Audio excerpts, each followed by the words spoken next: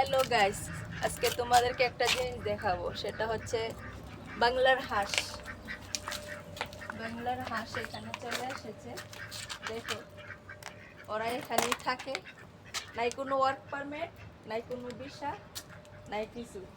এখানে ওরা বসবাস করে, নদীতে খেলা করে, কখনো আবার এখানে বিশ্রাম নেই। তো এই যে হাঁসগুলা, এই যে যারা হাঁস হারায় গেছে জলদি আসেন, পানি দিয়া বাইসা চলে আসে। এই যে দেখো কত সুন্দর হাঁস।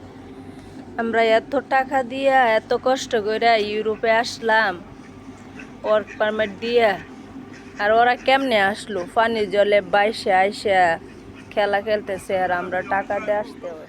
এত সুন্দর হাঁস, নাই মালিক, নাই কফিল, নাই employer, no visa, no anything.